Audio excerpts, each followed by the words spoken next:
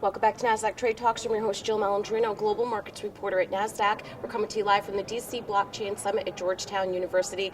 Joining me for this segment, we have Mike Walker. He's the Senior Director of Blockchain and Innovation over at Nasdaq-listed Microsoft, and we're here to focus on the $3.1 trillion potential impact on the future of our economy. Mike, great to have you here. Likewise, thank you. Joining me at Georgetown, that's a big dollar, $3.1 trillion on the economy. Tell us more about that. So, one thing we have to keep in mind is when we say 3.1 trillion, we mean this over the course of a decade. And so, just like with any emerging technology, we're starting to see, those growing pains emerge, but we're starting to see as more and more companies adopt these technologies, we're starting to see a groundswell.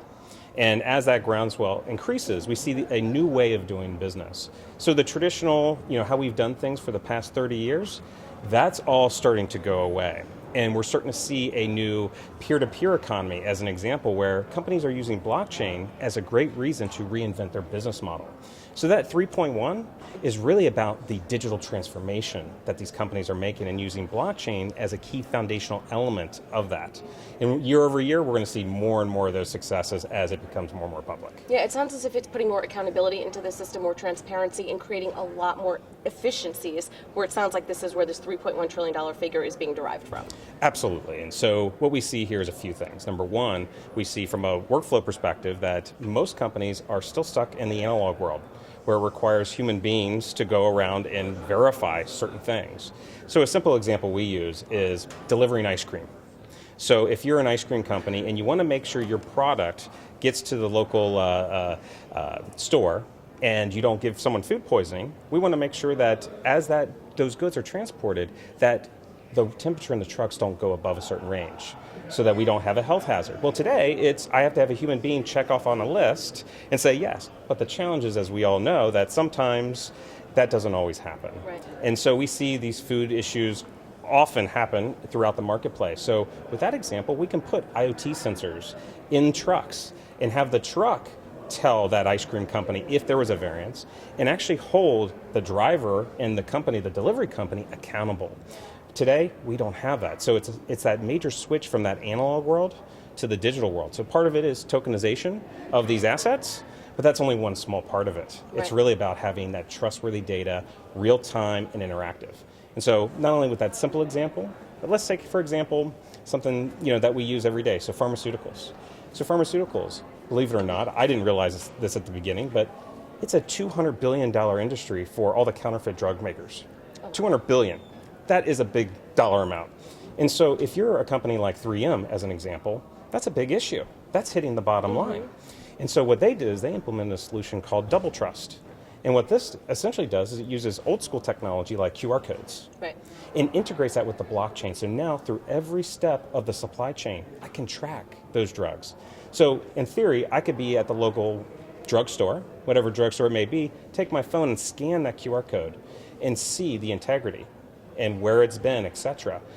Now, the customer would never do that because 3M doesn't want there ever to be an exception, right, so they kick it out. So immediately we're solving these problems in real time rather than a reactive motion in which we see today. All right, let's play some inside baseball here. What's Microsoft's strategy when it comes to blockchain? Yeah, absolutely. So Microsoft, like many other big tech firms, is, we're looking at this as the platform of the future. And so Microsoft's strategy is all about enablement, enabling companies and developers and architects, et cetera, to do great things in these technologies. So our technology stack is all platform as a service. So think of it as blockchain as a service, if we came up with an acronym here. So with blockchain as a service, it's all about giving you those enabling parts. And I often say to the executives that I partner with, the best blockchain solution is a solution in which you have no idea blockchain even exists in the solution. And so what we're trying to do is we're trying to give you all the required pieces and parts and make it super simple for folks. And not just be an empty platform where I've got to build everything, because you're going to see very limited ROI, and you may have an opportunity that you lose to your competitor, if that's the case. So instead of weeks to get a prototype in production, we can take it down to days, which is amazing, right? So when we look at this, we think in a multi-pronged type of way. Number one, enable people with their existing infrastructures. One of the biggest inhibitors to blockchain is, number one, my people, skill sets. And if they got to go learn a bunch of new stuff, your likelihood for success starts to dwindle pretty quickly. So we want to make sure we give them the tools they already know the languages in which you're coding in today, and be able to do that link. So that's number one. Number two, you're never going to get rid of a lot of these existing systems, or at least overnight you're not going to be able to. So how do we effectively interoperate with these existing systems? So that's number two. And number three, the business question and the amount of risk that these business executives are going to take. And I can tell you, I do a lot of ideation workshops with C-suites and executive board of director level folks, and there is a legitimate anxiety, not a fear, an anxiety about some of these emerging technologies. And they just need help unwinding what does all this mean to them and what should they make their big bets on. So Microsoft is, not only from a technology perspective, making big bets on our cloud-based platform to make it super easy and give you that unlimited compute, but also providing that expertise that we're the big boys and girls in the room, and we can help you get through this, and this is a journey. Yeah, I mean, super interesting because, I mean, blockchain, it sounds like it's going to be an inevitable technology, not something that you're going to be able to work around if you want to be competitive globally, for sure. All right, Mike, thank you so much for joining us at Georgetown, and thank you for joining me throughout the day from the DC Blockchain Summit. I'm Jill Malandrino, Global Markets Reporter at Nasdaq.